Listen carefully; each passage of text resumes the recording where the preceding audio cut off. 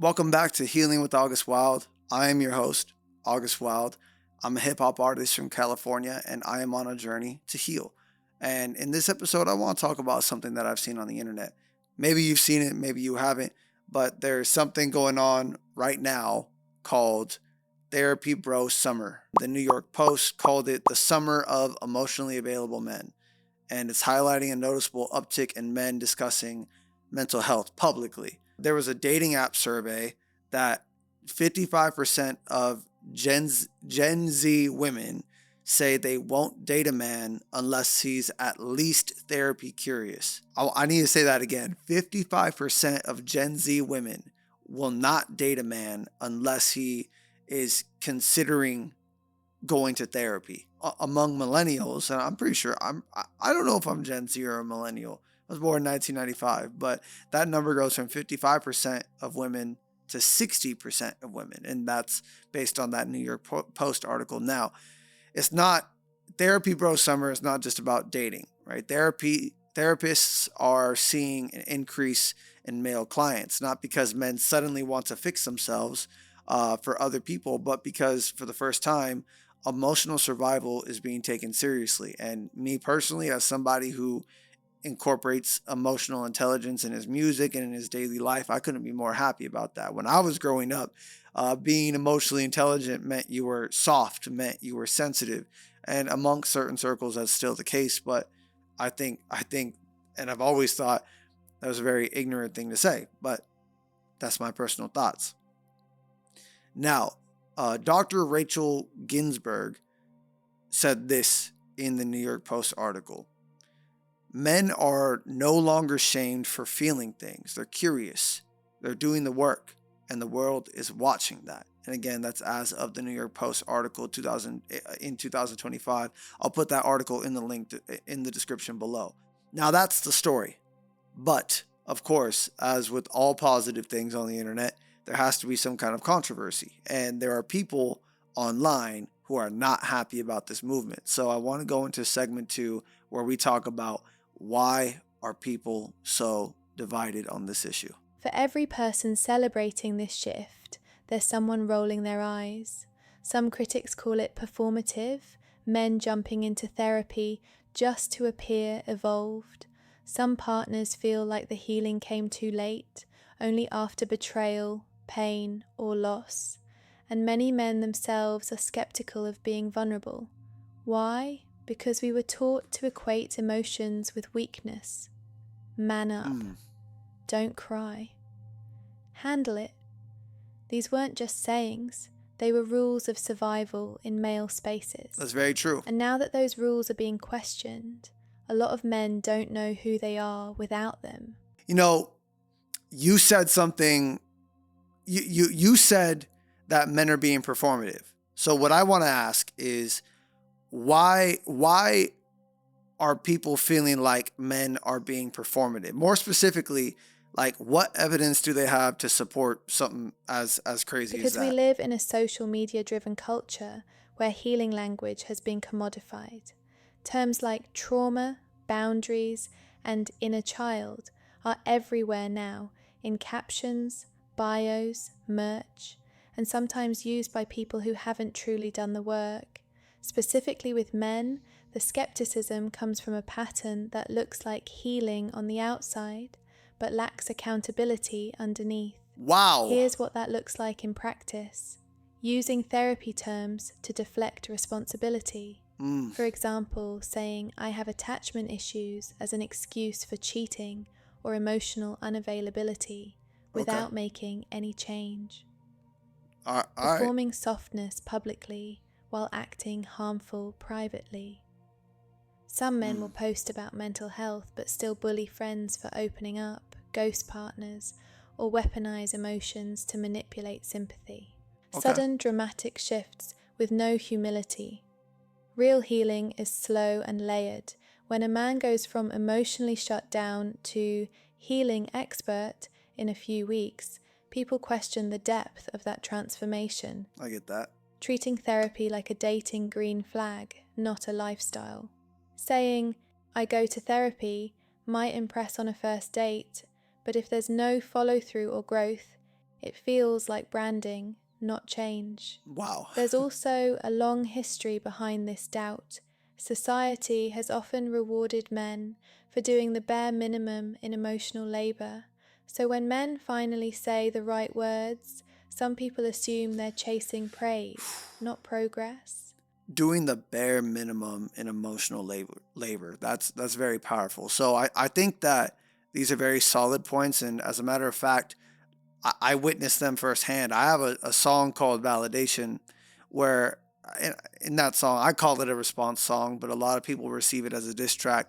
But in my song Validation, I'm responding to somebody who spoke very ill of me. But he was one of those people that you're mentioning, right? This person lied to their partner about going to therapy. And when their partner found out about that lie, they broke up with this person. And I think it's very pathetic to lie about going to therapy, specifically for the purpose of trying to manipulate somebody into dating you. That's pathetic to me. Me. Now it's called healing with August Wilde. Maybe I shouldn't say the word pathetic, but that's just what I think it is. But I don't think that this one person or even a handful of people represent a lot of people who want to change, or specifically men who want to change. But they have to adjust to the change as softly as they can. So this is what I mean by adjusting as softly as they can. It's almost like when you add LOL to the end of a sentence that you actually mean. I'm gonna say that again. It's like adding LOL to a sentence that you actually mean. Hey, can you take out the trash? LOL. If you're not used to confrontation, you add that LOL because you think you're softening the blow. You don't want to, or maybe you're not used to saying something and you're trying to adjust to now saying it out loud. To me, that's not performative. That's trying to soften the blow. And I don't think that we should hate on people who actually want to change. I think we should give everybody a fair chance, but recognize when it is hollow. The key, like you said, is being able to tell the difference. Are they softening the blow because they're learning how to be real? Or are they sugarcoating it because they want to appear real without the accountability? That's where we need discernment.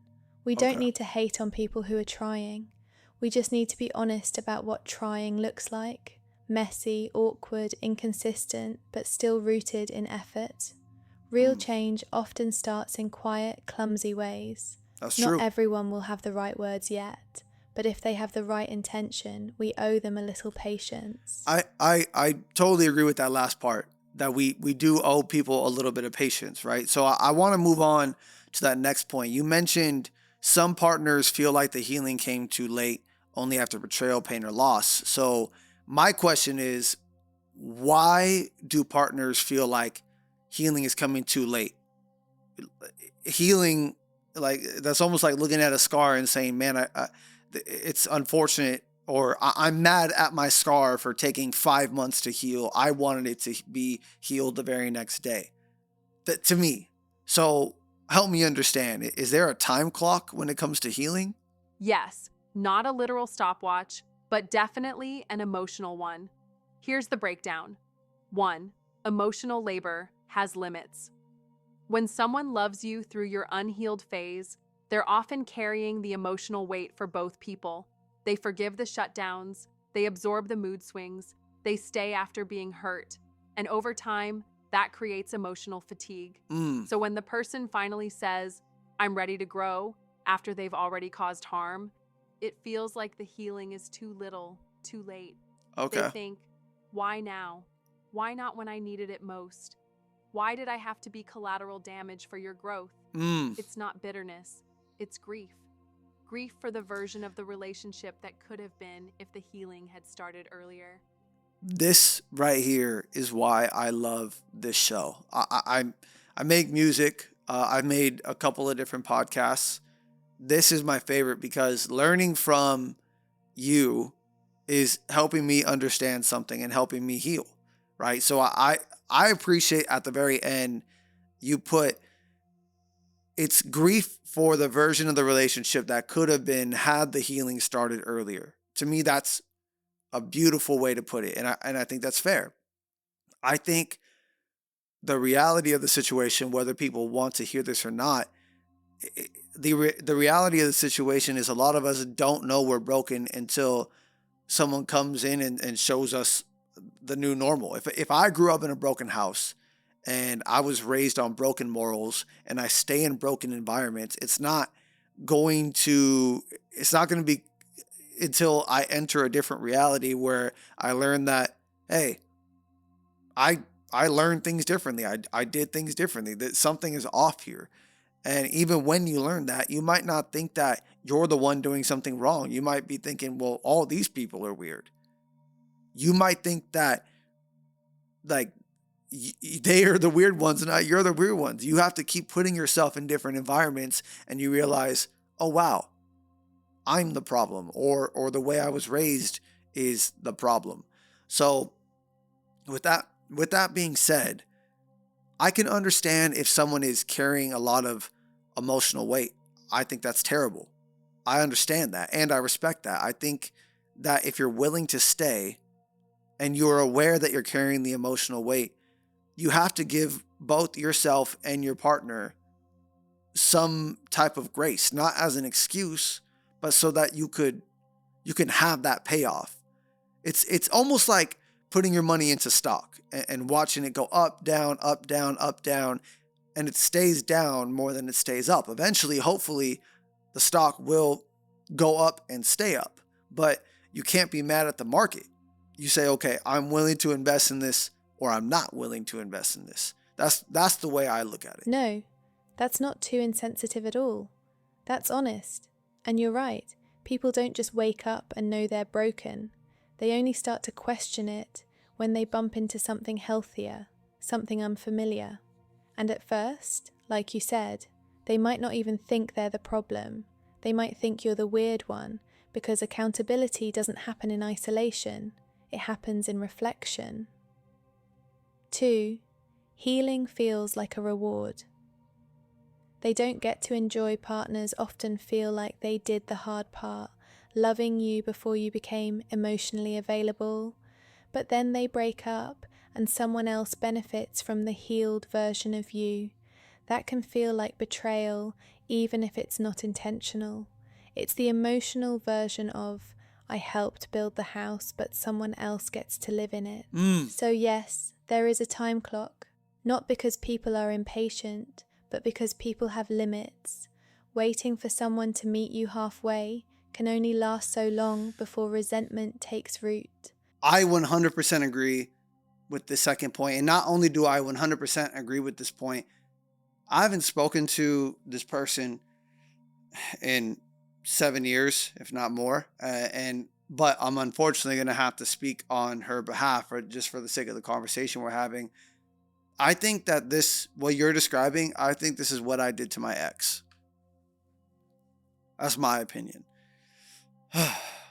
I truly believed I was emotionally available for our relationship at the time. I hadn't dealt with a lot of my own insecurities, my own suppressed emotions. I hadn't dealt with my personality issues, identity issues, and she had to deal with all of that on top of paying for everything. And as a man today, as a 30-year-old man today, I can look back when I was 23 years old and when she was 22 years old and say, you know what, I can understand why she wanted out of that relationship and why she was falling out of love with me at the time, because everything I just described was like a lot to deal with. And I can understand that. I'm not going to sit here and act like it was just one-sided, like I was just this absolute mess of a person. But at the end of the day, that's not what accountability is about. And that's not what healing is about. I can only control what I've done. I can't control, not only can I not control what she's going through, but what she's going through has nothing to do with my healing. So if she's still upset with me to this day, regardless of if I have an investment or not in her being upset, I can understand it. I think it's like, from her perspective, I could see it being like, wow, I dealt with him through all that bullshit. Now someone else gets to reap the benefits of my hard work. I can understand that, if that is the perspective. I do. I think what I have to do, or what most people should do in this scenario, is just take the accountability that they were difficult to deal with, but also own the fact that you made the hard work happen. on your own after the breakup, because that's what I did. I didn't do it in the greatest of ways, but I had to take onus and responsibility for my healing. That's accountability in its purest form, not just saying, yeah, I was hard to love, but really sitting with the reality that someone else carried the weight of your healing before you even knew how heavy it was. And you're right, we don't always realize we're not ready until someone tries to love us and we fold under the pressure. That doesn't make you evil, it makes you human. And what you said about your ex, how she paid for everything, carried the load, and eventually fell out of love, it's painful, but it's also fair. Love has limits, and we can't be shocked when someone decides theirs were met. But what hit me the hardest was this. I didn't heal perfectly, but I took responsibility for my healing. That's the part people don't talk about enough. You didn't get rescued. You rebuilt. The pieces were scattered, but they were yours. And that distinction matters, because too many people want redemption through a new relationship, not through reflection. 3. Healing that comes from loss can feel reactive, not intentional. When healing starts after a breakup, some partners question the motivation. Would you have changed if I hadn't left? Or are you only growing because you lost me? And that can sting, because it puts the burden of transformation on pain, not on care. That said, sometimes loss really is the wake-up call. And while that's valid, the partner doesn't always want to stick around to see if it lasts. That's their right.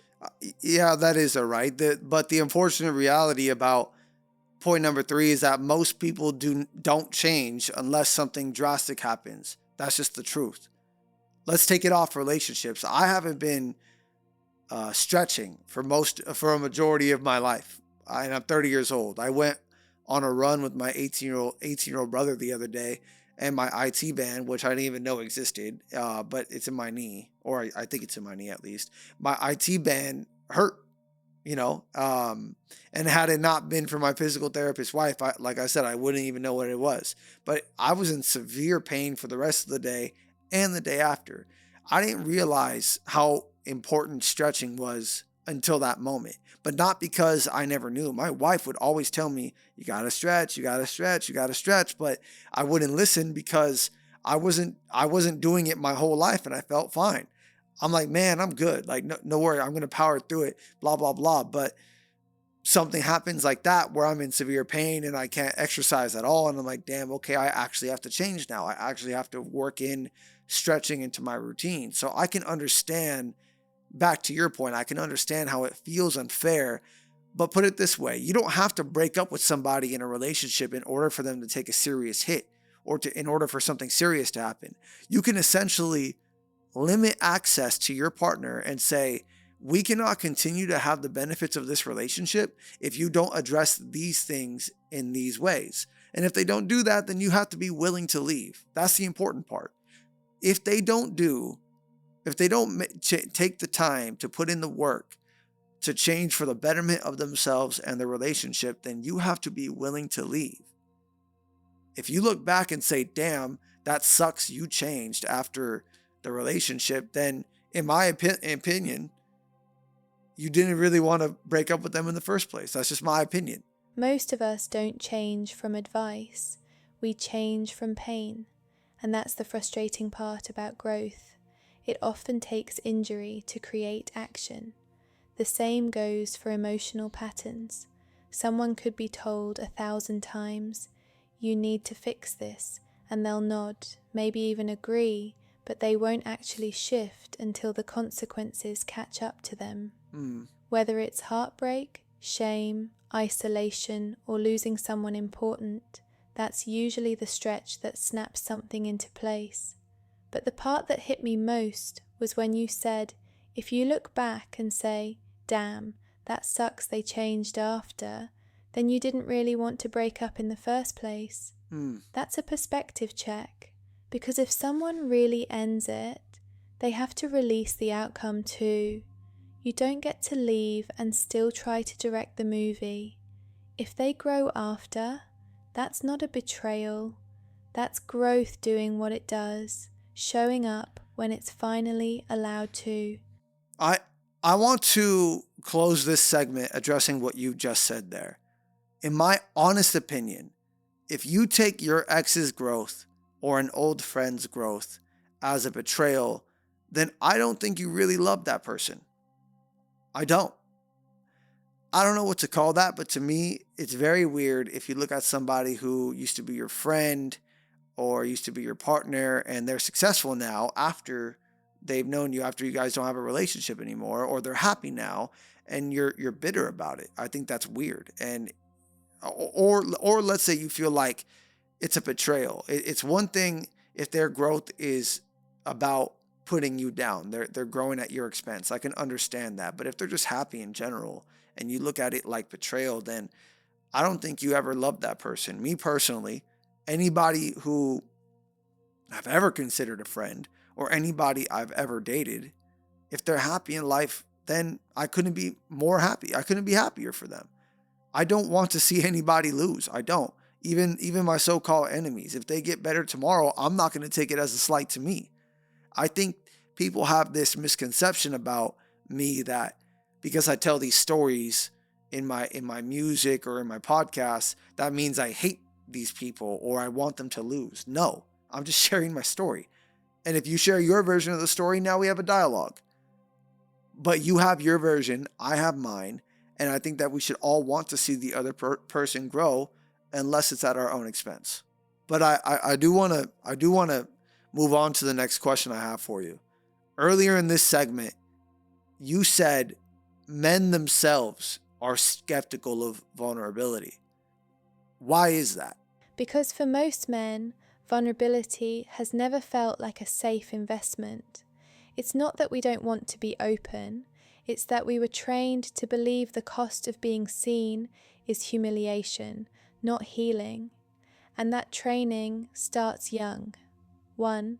Vulnerability was punished early. Most boys get socialized in environments where expressing sadness, fear, or softness is met with mockery or rejection. Crying gets you called weak.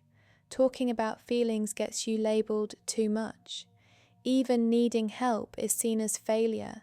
So from a very early age, boys internalize a message. If you're real, you're rejected. And that belief doesn't disappear just because you turn 18 or fall in love. It lingers. It shapes how you show up.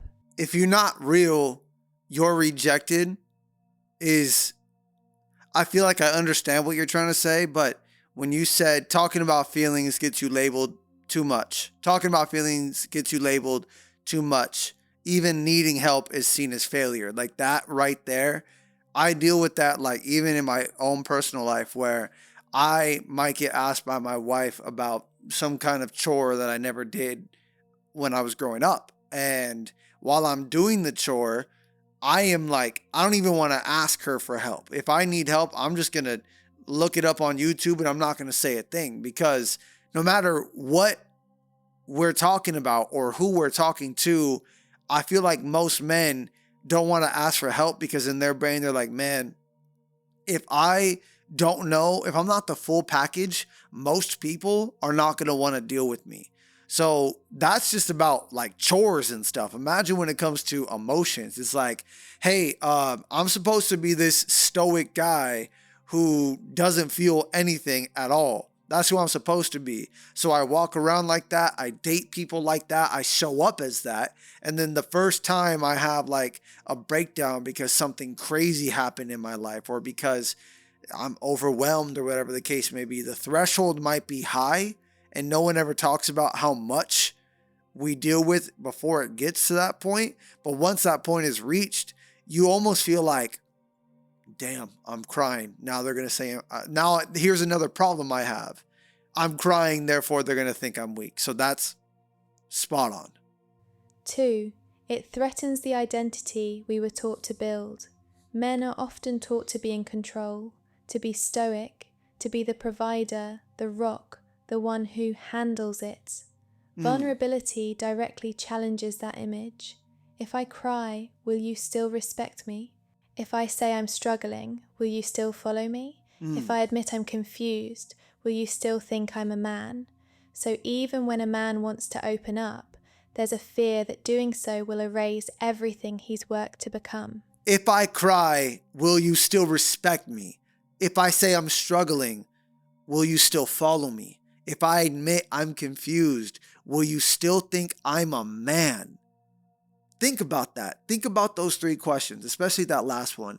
If I admit I'm confused, will you still think I'm a man? At my job, my day job, my 9 to 5, if you will, there are so many people who I'll ask them straight up like, "Hey, do you have a question?" I'm not asking that because I'm told to ask that. I'm not asking that because I'm trying to belittle somebody. It's my job to make sure people have an understanding of the material that I'm teaching them or that I'm showing them. So if I say, "Hey, do you have a question?" and they don't have a question, that's fine. I'm grateful. But often what happens is a situation will come up where they could have asked a question about it, but they didn't. And their confusion led to frustration. And their frustration just said, "Well, you know what? I'm going to do the best I can. I'm going to try to wing it." They end up making a mistake. The mistake is major. And now we're having a review about what do we do on a go forward? I didn't want you to make this mistake, not because I wanted to get you in trouble, but because I don't want you to have to deal with the mistake.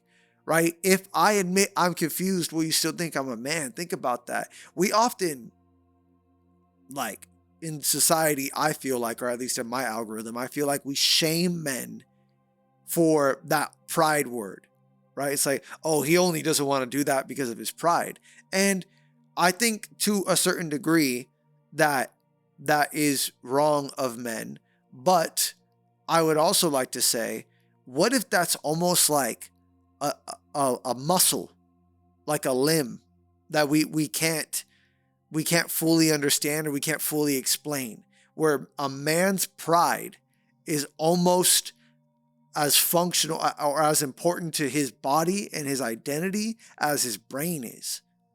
I'm talking generally, of course, but if we know this to be true, if I know a stray dog will bite me, do I get mad at the dog for biting me? Should I be mad or upset with the man for displaying pride? Maybe not. But what we can do, and this is where I push back on myself, is pride is okay to feel the same way anger or sadness or happiness is okay to feel. But at some point, we have to adjust what we feel and say, okay, how can I address this? That's what I started this show for. I want to heal through some of these things. I feel pride to this day. I feel confused. I struggle. I don't cry as often or nearly as often as I used to, but I would still think, man, like, are people going to respect me? So I love this point. It threatens the identity we were taught to build. 3. We don't have the reps. Emotional honesty is a muscle, and most men haven't trained it.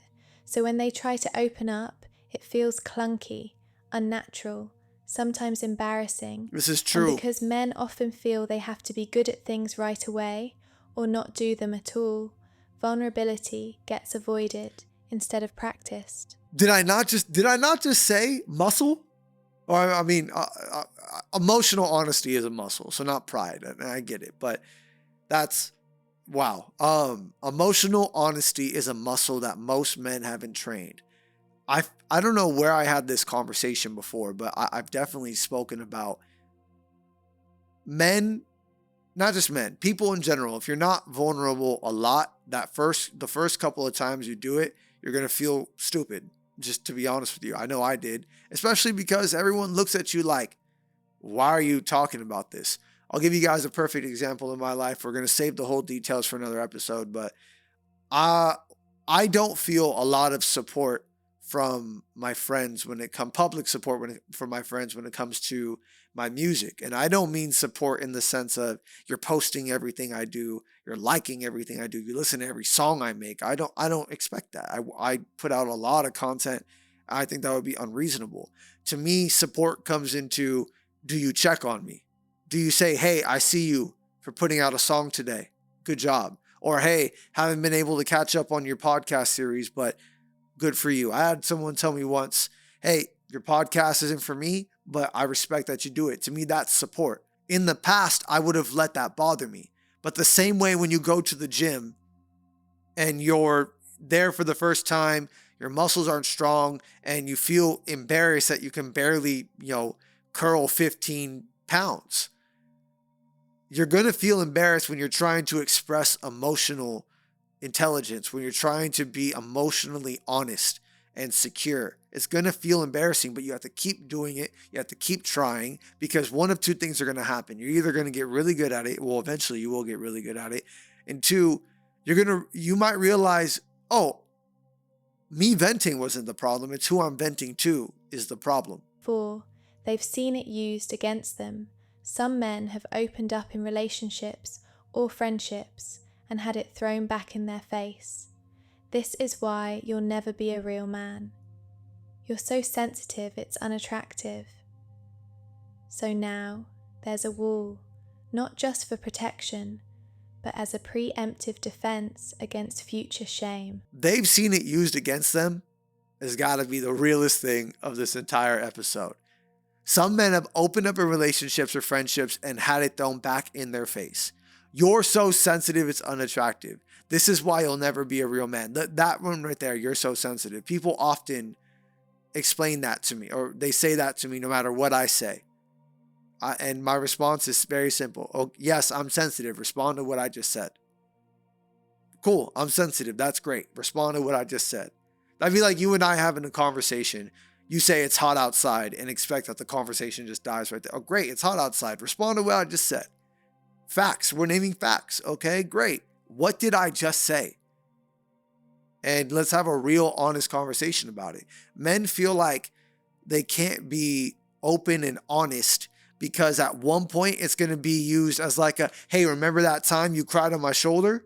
Hey, remember that time you were like, their weakness is used against them, even not just by women or romantic partners. It's used against them in regular conversations. Oh, he's a bitch. He cried. Oh, he's this, he's that, because he cried that one time. Oh yeah, he was super sensitive in that one conversation we had. Man, look at him. He's triggered. He's very emotional. Even right now, some of you might be watching this or listening to this and thinking, oh, you could tell he's hurt by this. Hey, you know what? In the past, I certainly have. That's why I'm making a podcast about it, because there's a lot of you out there that feel what a lot of us feel, and you just don't want to admit it because why? Earlier we said, because you think you'll look stupid. That's it. And I would much rather be called a bitch or weak or sensitive and be alive than do what I did in the past and try to end my life because I was trying to look cool and trying to be macho to people who don't care about me anyway. 5.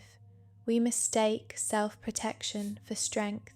There's this idea that shutting down is powerful, that not caring is masculine, but the truth is it takes way more strength to say, here's who I really am, and risk being misunderstood. Vulnerability doesn't make a man weak, it makes him available to connection, to truth, to healing. And that kind of availability is terrifying when your entire life has been about keeping a mask on. There's something you said right there. Vulnerability doesn't make me weak.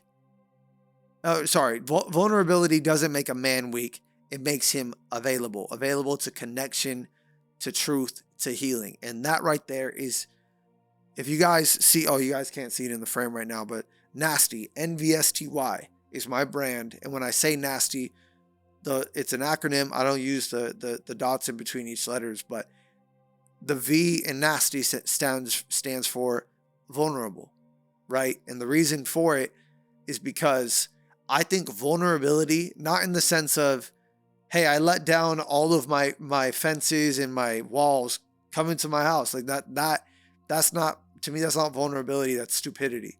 Vulnerability is saying, I have a thought in my head about whatever is going on, and I want to share it. That takes a lot of strength. Imagine you're at a meeting in your organization or at work, and your boss says, hey, we're cutting hours and pay. That's it. They don't say anything else. Vulnerability is about saying in your brain, okay, I disagree with this. I want to say this, and I might be the only one saying it because everyone else is quiet, but I got to say it. That's vulnerability. Opening yourself up, making yourself available to whatever is about to happen next. And I think that that's very powerful. And as a man, we often think strength. Cool. Strengthen your emotional muscles. I know that sounds corny, but it only sounds corny because we're just starting to say it. That's what I think therapy bro summer is about. I want to close this entire segment with this. There's a little bit of an irony in us men not wanting to be vulnerable because it's perceived as weak.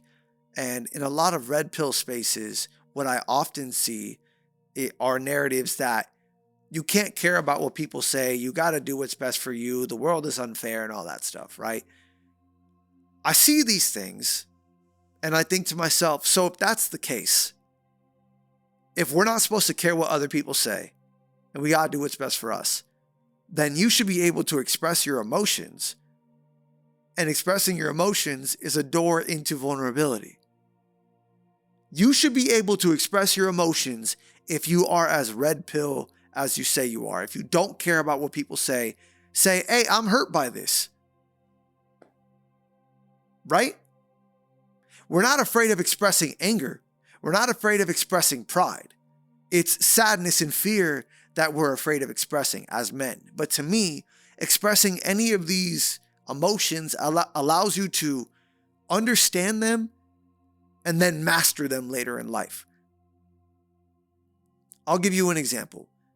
Most of the tough guys that I've met in my life were very angry kids, and they figured out how to turn their anger into power and how to turn that power into like an aura about them. So by the time they become adults, they walked around like nobody wants to mess with me because they know that I can fuck them up. It started as anger and they mastered it over time. We've been talking about it throughout this segment. Again, what started as chaotic anger turned into I walk around confident because I know everyone here knows they cannot mess with me. There will be repercussions. So when you're younger, if you're very sad all the time and you cry and you cry and you cry, if you master whatever is driving that emotion, by the time you're an adult, you are now so aware of what sadness feels like that you can detect it in other people, but also you know what you need to do to get something off of your chest instead of bottling it up and now having a meltdown in the middle of a Target or something. Let me know if I'm wrong, please. Please let me know if I'm wrong. But I don't believe that I am because I've experienced this firsthand. If I'm wrong, I would love to hear it. Please, in the comments, let me know if I'm completely off base. But with that being said, let's move into segment 3. What is the bigger issue? Here is the big issue. One clear sentence. People do not want to see men heal. I'm going to say it again. A majority of people do not want to see men heal.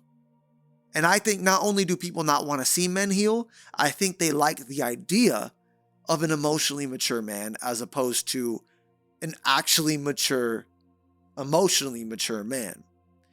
The real story isn't the trend. It's the trauma underneath the trend of therapy bro summer.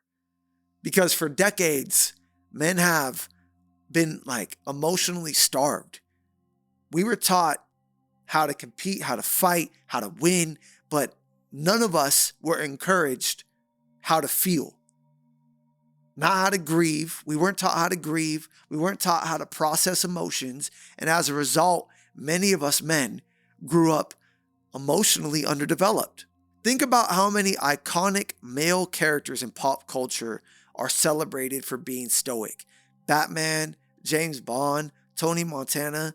These men, like they kept it all inside and they handle pain with grit instead of grace. We idolize them. We have posters of them.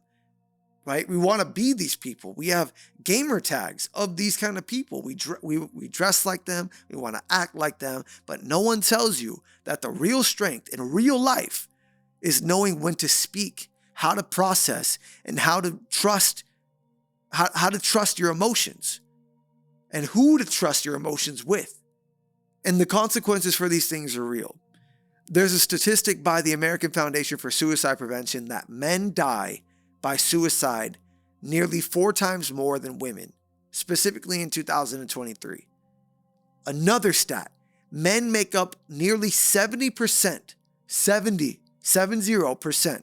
of substance abuse related deaths worldwide, and that's of 2024. And why is that?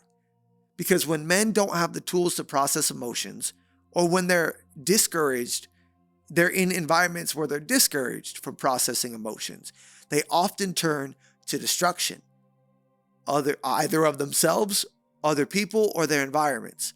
Anger becomes the default because it's the only emotion that's ever been made to be acceptable by men, for men. Even when help is available, it's underused.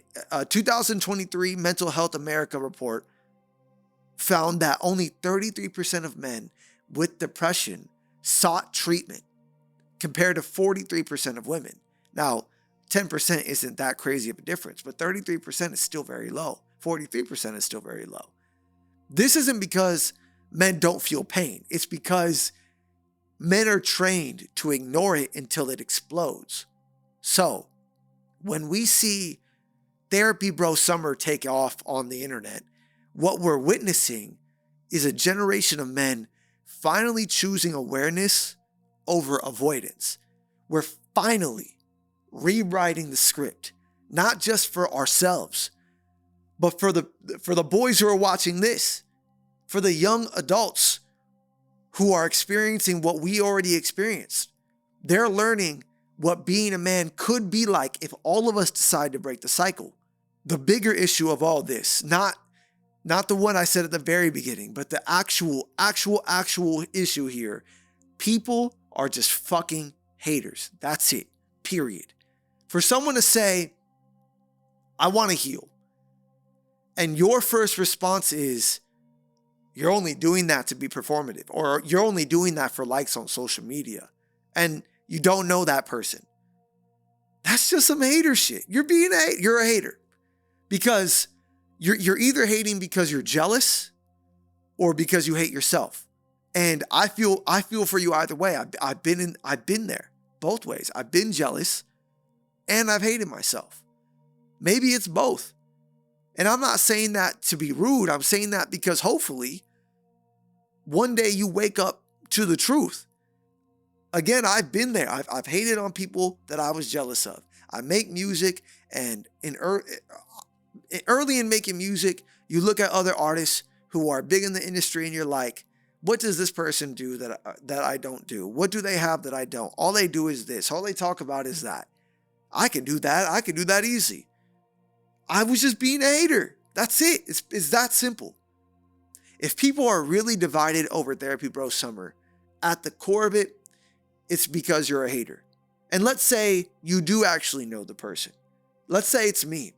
You're listening to me right now and you're thinking, all of this is performative. If that's what you think, that's your opinion. I would question why you rush to the negative of something as opposed to saying, you know what? I have no benefit either way, whether it's performative or not. I can't be in your shoes, August Wilde. I can't be in your shoes. Or fuck it, you want to call me my name, my birth name? Marco, I can't be in your shoes. I can't. So I don't benefit whether it's performative or not. Whether you're telling the truth or not. So to rush to the negative, to me, is a waste of your own energy. It's a waste of your own time. Why are you living like that? I think that's unfortunate. And on one of these episodes of Healing with August Wilde, we are going to address being a hater. Okay, but let me keep it real from the other side. You say I'm hating, but maybe I got my reasons. See, when I see a man posting about therapy, talking all emotional, making his healing public. It doesn't feel inspiring to me. It feels fake, because I've watched people lie. I've watched men do dirt behind closed doors and come online talking about growth. So now I don't trust any of it, and maybe I don't trust myself either, but I'm not about to admit that.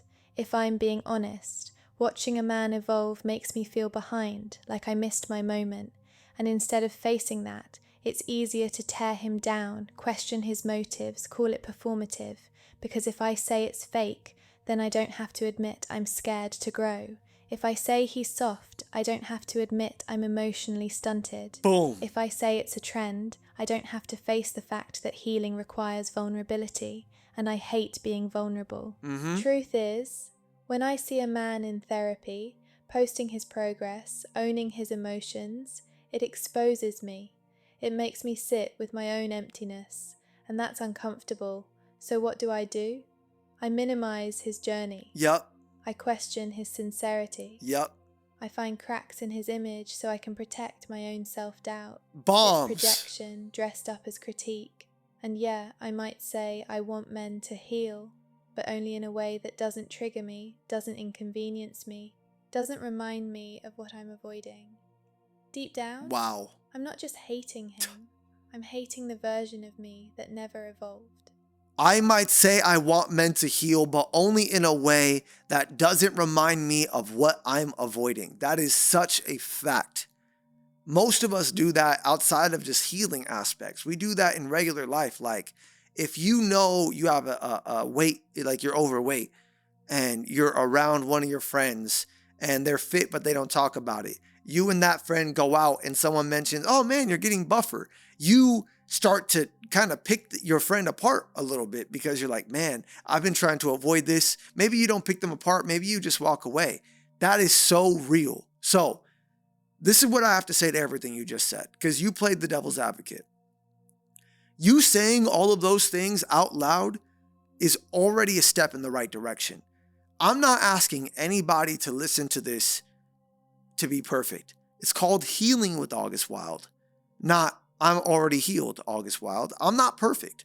The whole reason I'm making this podcast is because I am trying to either learn more about how to heal or help teach people, show people how I got here and teach them how they can get here as well. And I'm not talking about here as in some material place. I'm talking about here as an emotional place. You stay right where you are and be a hater if you want. I don't think that is conducive to anyone's life. This thing right here, when I say here, it's a continuous journey that you have to go on every single day. So again, I appreciate what you said because I'm reading it and hearing it like, you know what? At the very least, this is honest. I disagree with a lot of the points and a lot of the actions that, not the points, the actions taken because of the explanation you gave. Because let's be real. A lot of haters, not trolls, haters, think exactly what you think. I can agree and understand all that. I don't like the action that you take. Talking behind somebody's back. Just doubting what somebody does for no other reason other than you don't like yourself. I think that's very cowardly. With all that being said, let's find some middle ground in segment number 4, the middle ground. Yes, some men are posting about therapy more than they're actually engaging in it. And some are still hiding behind the language of healing without doing the actual work of healing. But let's not throw out the entire movement of Therapy Bro Summer because of a few trend hoppers. Even imperfect healing can plant the seed for real growth. Maybe a man starts therapy because he wants to impress his date and then ends up unpacking his childhood trauma because he starts to journal. He starts to look at things online. It's shaping his world. And then he ends up crying in his journal. He ends up crying in therapy. What started as, I just want to impress people and look cool online, ends up being actual healing. There's a huge difference. There's a huge difference between performative healing and awkward, clumsy, real growth. The middle ground in this situation is messy, but it's where most of us live. Sometimes a man fumbles his way through the first few therapy sessions, like we mentioned earlier in this podcast. Sometimes a man stumbles through expressing emotions after years of bottling them up, but fumbling doesn't make it fake, makes it human. We can't shame people out of trying. If we demand perfection from men or women who are just starting to heal, mostly men are going to shut down. Mostly. All people will probably shut down if we demand perfection, but mostly men will shut down. Not just to the person they're trying to talk to, but from everybody. And they'll never come back to therapy. They'll never come back to talking to. It takes one friend saying that's stupid for you to say, okay, all of my friends must feel this way. And let me speak from experience. I've been that guy. I have. I didn't walk into this healing with confidence. I don't sound like a therapist. I stumbled into this world. And when I say stumbled, I mean, I was kind of forced into it. I tried to take my life. I tried to end my life. I stumbled into therapy after that breaking point, and I didn't seek help when things were manageable. I waited until I almost died by my own hand for me to say, okay, I need some help. And over time, that work I put into therapy saved my life. The other side of this is social media. We are wired to see most posts as performative. But let's be honest for a second. People mostly post the highlights.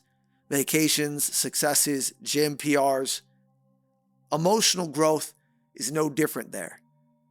You throw up a therapy selfie and suddenly people want to poke holes in it. Like I did earlier with the hater mindset, right? But here's the truth.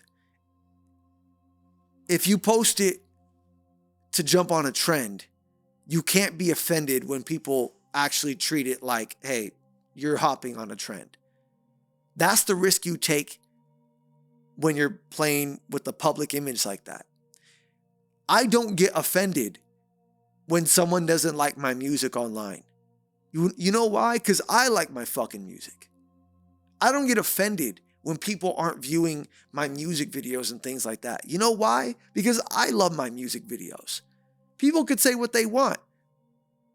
You're too old to be making music. Okay, well, I'm making music. Because that person who said that doesn't benefit or get hurt from me not making music or me making music. So for you, if you're watching this and you post Therapy Bro Summer, that's a tongue twister for me. If you post it and you hear someone talking behind your back, man, he's just doing this because it's performative. You have every right to feel upset, but you got to be grounded in the truth. If you know that you're actually doing it and you're actually doing the work, who gives a fuck what these people think in the long run? Because not everyone posting about therapy is faking it. Some people use social media to document their growth. I know I do. And even if it starts as performative, repetition creates reality.